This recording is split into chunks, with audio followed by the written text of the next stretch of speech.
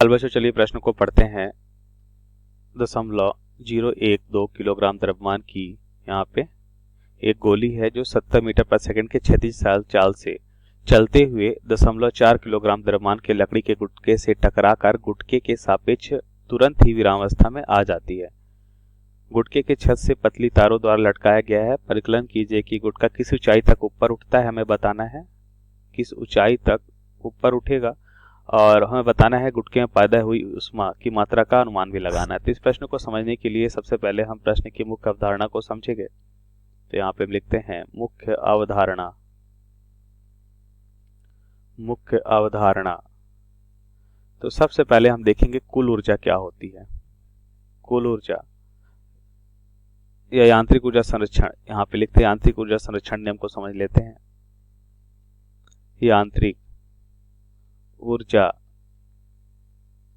संरक्षण नियम को देखें तो हम देखते हैं कि यदि किसी पिंड पे संरक्षी बल कार्य कर रहा है तो इस पिंड की कुल ऊर्जा संरक्षित होती है, मतलब गति ऊर्जा और स्थिति ऊर्जा क्या होती है, समान रहती है। यदि किसी पिंड में केवल संरक्षी बल कार्य कर रहा है, केवल संरक्षी बल कार्य करता है, संरक्षी बल कार्य करता है तो पिंड की कुल ऊर्जा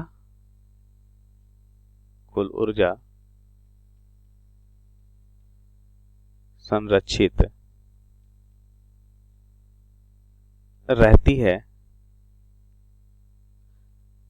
यहाँ पे संरक्षी बल का मतलब होता है ऐसा बल जिसके द्वारा किया गया कार्य पथ पर निर्भर नहीं करता, वह केवल पथ की प्रारंभिक और अंतिम स्थिति पर निर्भर करता है। उदाहरण के तौर पे देखें, गुरुत्वाकर्षण बल हो गया, स्थिर वैद्युत बल हो गया, चुंबकीय बल हो गया। ये ऐसे बल होते हैं जो पथ की लंबाई या पथ पर निर्भर नहीं करते, पथ की अंतिम और प्रारंभिक दूरी पे निर्भर करते हैं। कुल ऊर्जा अगर हम देखें तो गतिज ऊर्जा और स्थिति ऊर्जा है वो क्या होती, संरक्षित रहती। किसी भी बिंदु पे अगर हम देखें तो स्थितिज ऊर्जा और गतिज ऊर्जा क्या होता है, पिंड का संरक्षित रहता है। मतलब किसी भी बिंदु पे हम देखें हमें यह ऊर्जा का मान समान मिलेगा जब तक उसमें संरक्षी बल रहेगा। अब प्रश्नानुसार उत्तर को देखें तो हमसे क्या बोला गया है, हमसे बोला जाता है कि अगर हम यहाँ पे एक गुटका है, ये एक गुटका है और इस गुटके को हमने क्या कर दिया है, एक तार से लटका दिया है और यहाँ से एक गोली से छोड़ी जाती है या दागी जाती है, जिसका हमें यहाँ पे हमें क्या दे रखा है, द्रव्यमान गोली का दे रखा है 0.012 द्रव्यमान, स्मॉल m से लिखें 0.012 किलोग्राम। और इसका वेग अगर हम u देखें तो u हमें दे रखा है, कितना वेग दे रखा है, 70 मीटर प्रति सेकंड, 70 मीटर प्रति सेकंड। अब ध्यान से देखिए, अगर हम बात करते हैं 0.4 किलोग्राम लकड़ी का एक गुटका है, यह कैसा गुटका है, लकड़ी का, जिसका द्रव्यमान हम कैपिटल M से लिखें तो ये 4.4 है, 0.4 किलोग्राम है। अब प्रारंभ में इसका वेग क्या मान लेते हैं, u2 मान लेते हैं 0। अब हम देखते हैं कि ये क्या होगा अगर ये गोली इसके अंदर धंस जाती है और दोनों एक साथ मान लेते हैं v वेग से गति करता है। अगर ये v वेग से गति करेगा तो हम देखते हैं कि ये गोली इसके अंदर धंस जाती है तो ये कैसा संघट्ट हो गया, अप्रत्यास्थ संघट्ट हो गया। क्योंकि अप्रत्यास्थ संघट्ट में क्या होता है, वस्तु टक्कर के बाद एक साथ चलने लगती है और हम देखते हैं यहाँ पे ऐसा ही हो रहा है। इसका मतलब ये कैसा संघट्ट है, अप्रत्यास्थ संघट्ट है। अप्रत्यास्थ संघट्ट में हमें मालूम है कि संवेग संरक्षित होता है लेकिन ऊर्जा संरक्षित नहीं रहती है। तो हम देखें अगर पहली स्थिति और दूसरी स्थिति ये है, जिसमें अगर हम देखें कि यह संघट्ट कैसा है, प्रत्यास्थ संघट्ट है, तो यहाँ पे हम लिखते हैं कि प्रत्यास्थ कैसा संघट्ट है, प्रत्यास्थ संघट्ट है। यह अप्रत्यास्थ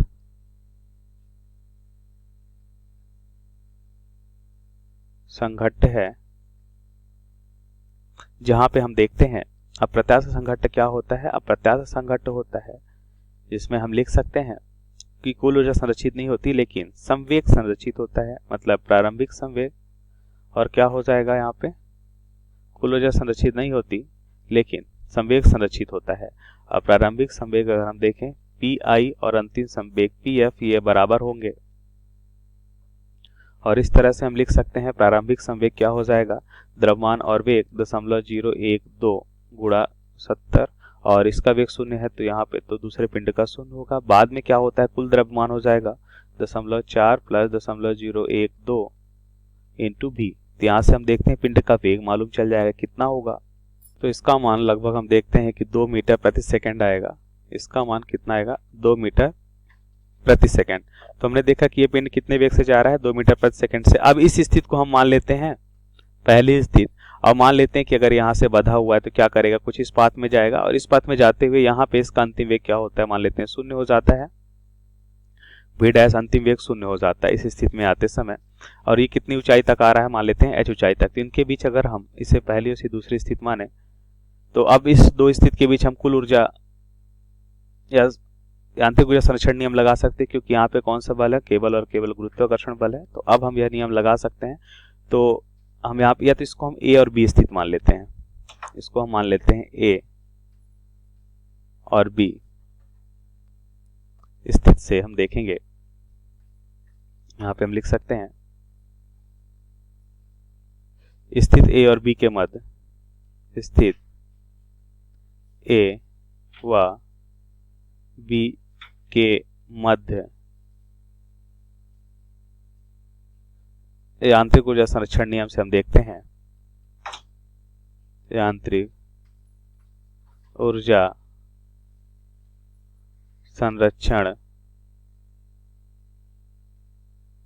नियम लगाते हैं तो हम देखते हैं कि जो ऊर्जा हमें ए पे मिल रही है वही ऊर्जा हमें क्या होनी चाहिए, बी पे मिलनी चाहिए, जैसा कि मुख्य अवधारणा में हमने देखा। और ए पे ऊर्जा क्या होगी, मान लेते हैं इसकी स्थिति ऊर्जा अगर इसी तल में है तो 0 हो जाएगी, ऊंचाई 0 है तो सिर्फ और सिर्फ गति ऊर्जा होगी। गति ऊर्जा कितना हो जाएगा, 1/2 और यहाँ पे स्मॉल एम और कैपिटल एम ये कुल द्रव्यमान है इंटू v स्क्वायर बराबर। अब अंतिम स्थिति देखें, क्योंकि यहाँ पे स्थिति ऊर्जा तो 0 है, अब अंतिम स्थिति में वेग 0 है, अधिकतम ऊंचाई पे इसका वेग 0 हो जाता है और h ऊंचाई के कारण स्थिति ऊर्जा आएगी। स्थिति ऊर्जा कितनी होगी, तो यहाँ पे हम लिख लेते हैं कि स्थिति ऊर्जा 0 है, गति ऊर्जा यहाँ पे 1/2 small M plus capital M v square है। अब इसमें देखें तो हमें क्या मिल रहा है, स्थिति ऊर्जा मिल रही है mgh, तो small M plus capital M और यहाँ पे हो जाएगा mgh प्लस गति ऊर्जा इसमें 0 हो जाएगी। तो अब ध्यान से देखिए ये तो कैंसिल हो जाएगा, यहाँ पे v का मान हमने निकाला है 2 तो यहाँ से हो जाएगा 1/2 गुणा 2 का स्क्वायर 4 बराबर कितना हो जाएगा, g का मान हो मान ले 10 तो h का मान यहाँ से हमें निकालना है। तो h का मान कितना हो जाएगा, h का मान हो जाएगा यहाँ से हम लिखेंगे तो ये बचेगा यहाँ पे 2 और 1 यहाँ पे हो जाएगा 2/10, इसका मतलब 1/5, इसका मतलब 0.2 मीटर। तो यह अधिकतम ऊंचाई होगी जो हमें मालूम करनी थी। तो दिए गए प्रश्न का सही उत्तर 0.2 मीटर ऊंचाई तक यह पिंड ऊपर की ओर जाएगा। अब हमें क्या निकालना है, हमें निकालना है कितनी ऊष्मा की हानि हुई। तो हम देख लेते हैं जितनी ऊष्मा की कमी हुई है वह ऊष्मा की हानि होगी। तो हम देखते हैं प्रारंभ में कितनी ऊर्जा थी, इसको हम निकालने के लिए सबसे पहले हम देखते हैं ऊर्जा हानि को हम कैसे निकालेंगे, ऊर्जा या ऊष्मा हानि।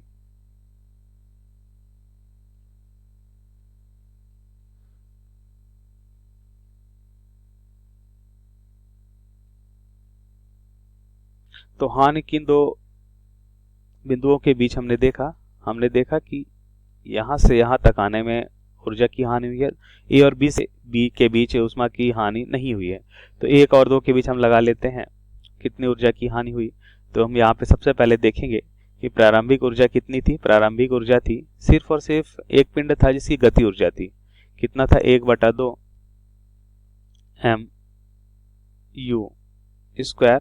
और हम देखते हैं कि टक्कर के बाद क्या हो जाता है, दोनों का द्रव्यमान और वेग हमने यहाँ पे देखा कितना है 1/2, और एक ही स्थिति में होने का स्थिति ऊर्जा समान रहेगी, इसलिए हम यहाँ पे सिर्फ और सिर्फ गति ऊर्जा की गणना करेंगे। तो 1/2 small m plus capital M into v²। तो यहाँ से हम देखते हैं 1/2 और ये स्मॉल m कितना है, स्मॉल m जैसा कि हमने देखा 0.012, यहाँ पे हम लिखेंगे 0.012 का होल स्क्वायर, ये द्रव्यमान है, इंटू वेग 0.012 इंटू वेग कितना है 70 का स्क्वायर माइनस यहाँ पे 1/2 प्लस कैपिटल M कितना दे रखा है हमें 0.4 दे रखा है, तो यहाँ पे लिखेंगे 0.4 और v का मान हमने 2 निकाला है, 2 का स्क्वायर। यहाँ से हल करने पे हमें क्या मिलता है 29.4 और इसको हल करने पे 0.824 हमें मिल रहा है, और इसको हम देखते हैं इसका फाइनल उत्तर हमें क्या मिलता है 28.576 जूल ऊर्जा की या ऊष्मा की हानि हुई है। तो ये हमारे प्रश्न के सही उत्तर हैं। आशा करते हैं आपको समझ आया होगा। धन्यवाद।